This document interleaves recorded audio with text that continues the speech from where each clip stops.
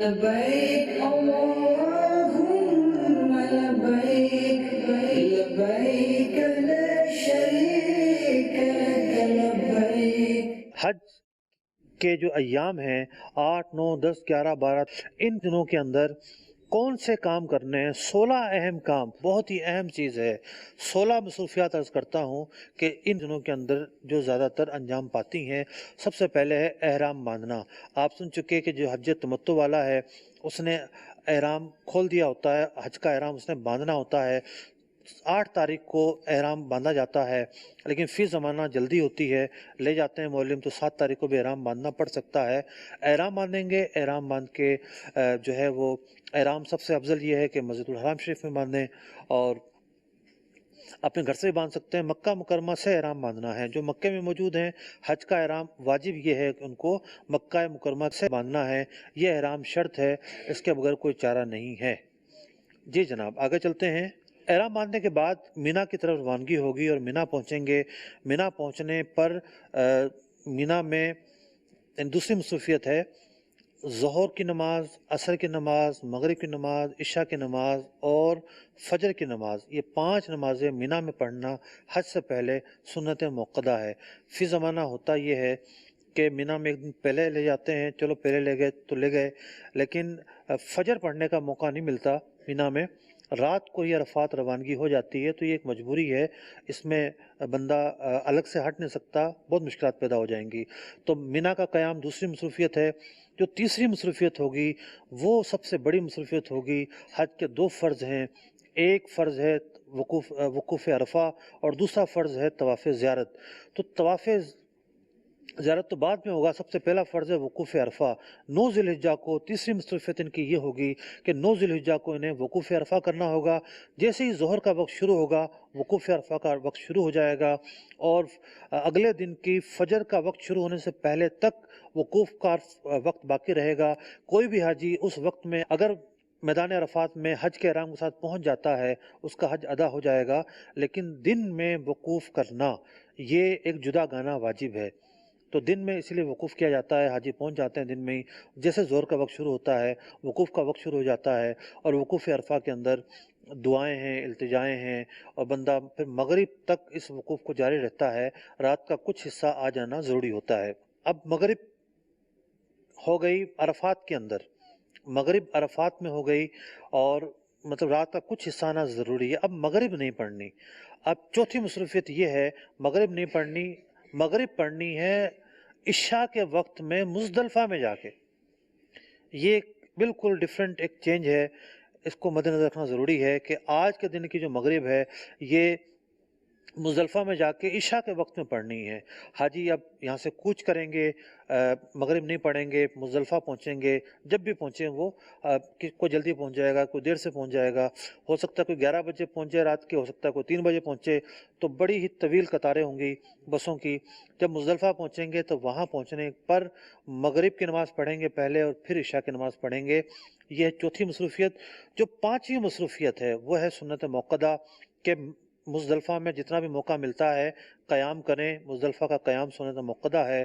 6ٹھی جو مصروفیت ہے وقوف مزدلفہ۔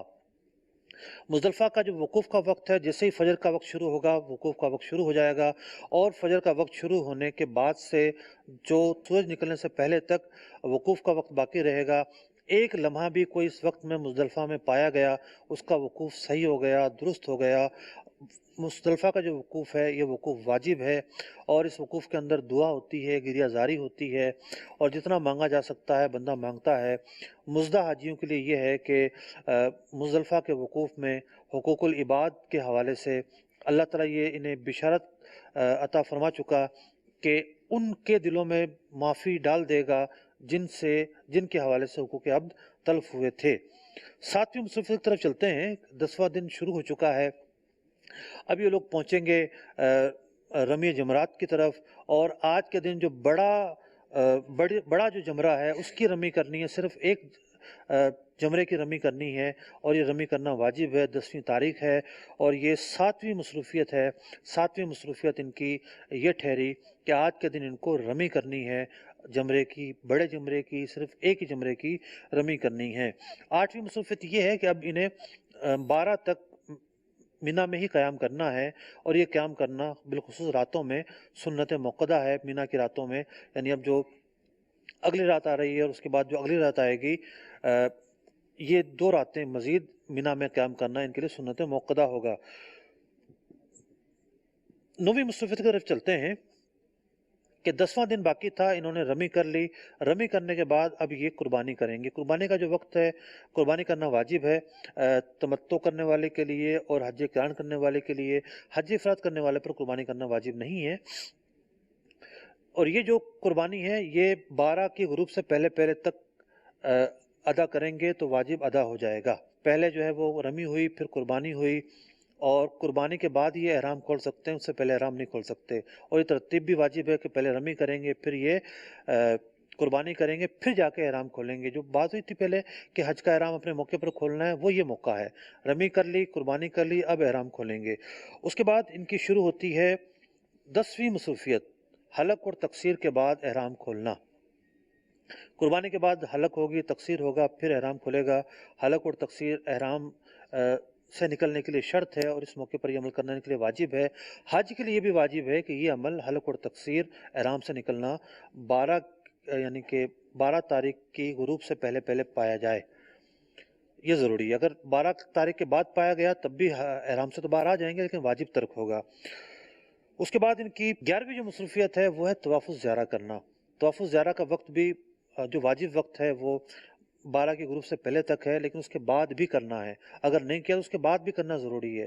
جو واجب وقت ہے وہ 12 کی غروب سے پہلے پہلے کرنا ہے۔ 10ویں تاریخ کو موقع ملتا ہے، 11ویں کو ملتا ہے، 12ویں کو ملتا ہے، طواف الزیارہ کیا جا سکتا ہے، لیکن 12 کی غروب سے پہلے کرنا ہے۔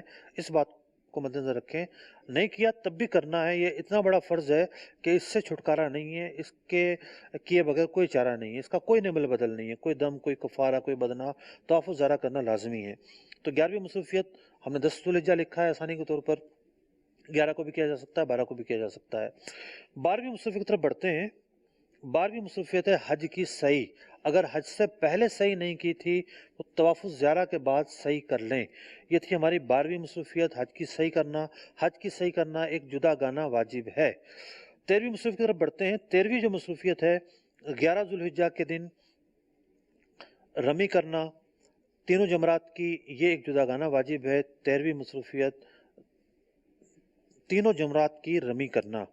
14ویں مصروفیت کی طرف آتے ہیں۔ 14ویں جو مصروفیت ہوگی وہ 12 تاریخ کو ہوگی۔ 12 تاریخ کو بھی تینوں جمرات کی رمی کی جائے گی، اور 12 تاریخ کو بھی تینوں جمرات کی رمی کرنا یہ واجب ہے۔ اس کے بعد ہم 15ویں مصروفیت کی طرف آ جاتے ہیں۔ اگر کوئی غروب سے پہلے چلا جاتا ہے، 12 کی غروب سے پہلے مکہ مکرمہ جا سکتا ہے، اگلے دن کی رمی کرنا، 13 تاریخ کی رمی کرنا اس پر ضروری نہیں ہے، لیکن اگر رکا رہا تو بعض صورتوں میں اگلے دن کی رمی کرنا سنت موقدہ ہوگی، بعض صورتوں میں واجب ہوگی۔ تو 13 کی رمی کرنے کے حوالے سے 2 طرح کے احکام ہیں۔ 12 کے غروب سے پہلے پہلے یہ جا سکتا ہے، اس کو اس بات کا اختیار ہے، لیکن بہرحال سنت یہ ہے کہ 13 کی رمی بھی کی جائے، اور بہت سارے لوگ 13 کی رمی کرتے ہیں۔ اس کے بعد جو آخری مصروفیت ہے وہ ہے طواف وداع۔ طواف وداع کا تو کوئی وقت مقرر نہیں ہے، ایام نہر میں کریں، ایام نہر کے بعد کریں۔ حاجی کے لیے جو آفاق سے گیا ہے اس کے لیے واجب ہے کہ وہ طواف وداع بھی کرے۔ اگر اس نے طواف الزیارہ کے بعد کوئی بھی طواف کر لیا تو طواف وداع ادا ہو جائے گا۔